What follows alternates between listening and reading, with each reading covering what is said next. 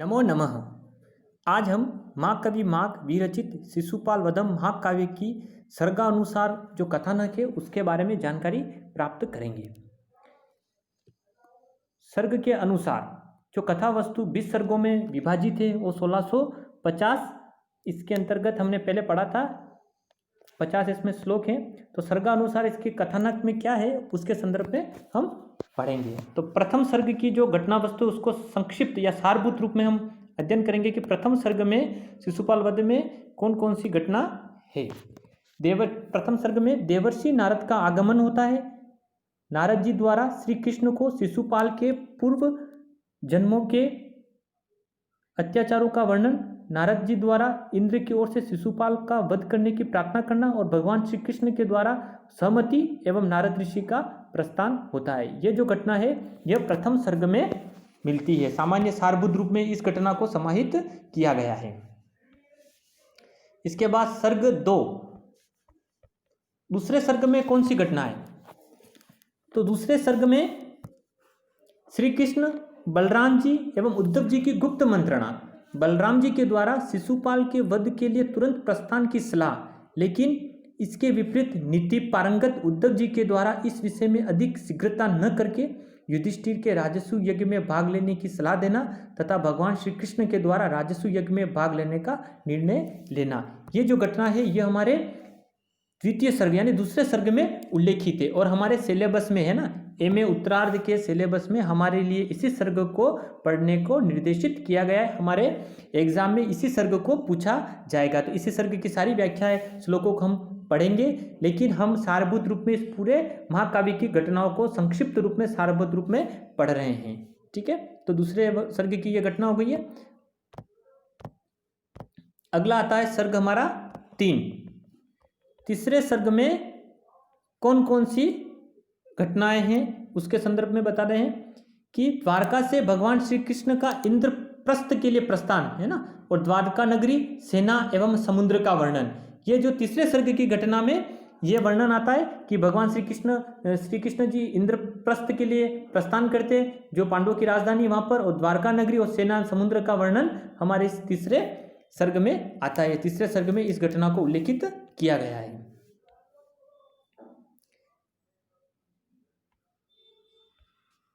फिर आता है हमारा सर्ग नंबर 4। सर्ग 4 में रेवतक पर्वत का मनोहारी वर्णन प्रस्तुत किया गया और इस रेवतक पर्वत के वर्णन में ही हमने पहले बताया था, मैंने आपको पहले वाले वीडियो में, कि इस रेवतक पर्वत के वर्णन में ही चौथे सर्ग में जो आता है, इस रेवतक पर्वत के वर्णन से ही भगवान माघ जी को घंटा माघ की उपाधि प्रदान की गई थी। ठीक है, तो ये घटना अपने चौथे सर्ग में आपको ये मिलेगा।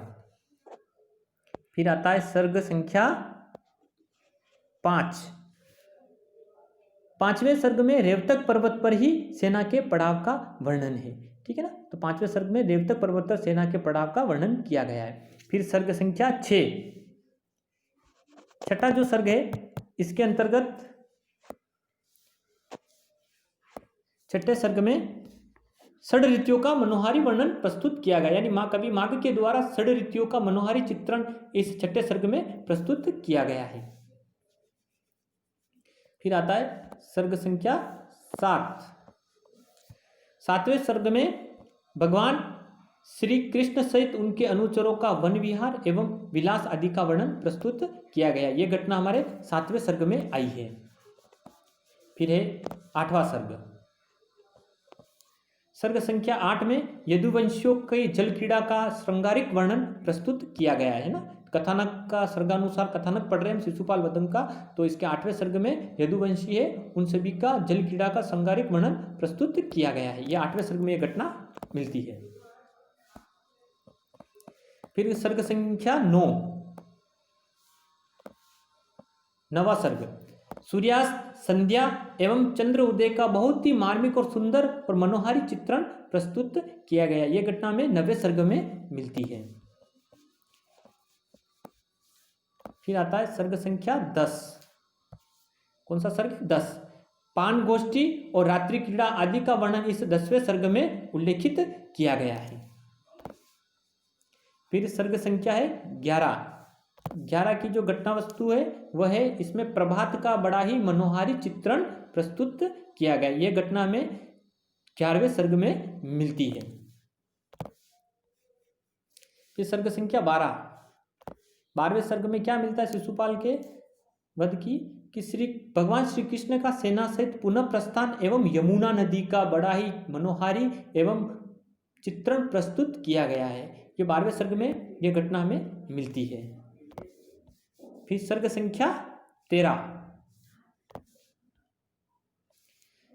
भगवान श्री कृष्ण एवं पांडवों का मिलन होता है। श्री कृष्ण को देखने के लिए उत्सुक पूर्व नारियों की विलासपूर्ण चेष्टाओं का जो चित्रण है वह इस 13वें सर्ग में उल्लेखित किया गया है। फिर आती है सर्ग संख्या 14वें जो सर्ग है इसकी जो प्रमुख घटना वस्तु वह यह है, युधिष्ठिर के द्वारा राजसु यज्ञ का प्रस्ताव, सवदेह के प्रस्ताव पर श्री कृष्ण की पूजा एवं भीष्म के द्वारा कृष्ण की स्तुति किए जाने का वर्णन इस 14वें सर्ग में किया गया है। सर्ग संख्या 15 की प्रमुख घटना क्या है, क्या उल्लेखित है सर्ग में? चेदी नरेश शिशुपाल जो हमारा क्या है इस महाकाव्य का प्रतिनायक है, शत्रु है ना, तो चेदी नरेश शिशुपाल का क्रोधित होना एवं उसके पक्ष में राजाओं का युद्धार्थ तैयार होना को उल्लेखित किया गया है। ये इस 15वें सर्ग की प्रमुख घटना है। फिर आता है सर्ग हमारा 16वें सर्ग की घटना वस्तु। शिशुपाल के जो दूत हैं है ना, शिशुपाल के दूत के द्वारा श्री कृष्ण का उभयार्थक यानी द्विअर्थी संदेश सुनाना, सत्यकी के द्वारा दूत की बातों का उत्तर देना तथा दूत द्वारा शिशुपाल के पराक्रम का वर्णन, यह घटना जो है यह 16वें सर्ग में उल्लेखित है। फिर आता है हमारा सर्ग संख्या 17 की प्रमुख घटना क्या है? भगवान श्री कृष्ण के पक्ष में राजाओं का अत्यधिक क्रोधित होना और श्री कृष्ण की सेना की तैयारी एवं प्रस्थान का वर्णन इस 17वें सर्ग में उल्लेखित किया गया है। इस तरह से सर्गानुसार कथा वस्तु चल रही है शिशुपाल वध की। तो 17वें सर्ग में भगवान श्री कृष्ण की जो सेना है वह युद्ध प्रस्थान की तैयारी करती है और इसका वर्णन इसमें उल्लेखित किया गया है। सर्ग संख्या 18वें सर्ग में दोनों सेनाओं का आमना सामना एवं घोर युद्ध का वर्णन प्रस्तुत किया गया। यह जो घटना है यह 18वें सर्ग में उल्लेखित है, ठीक है ना।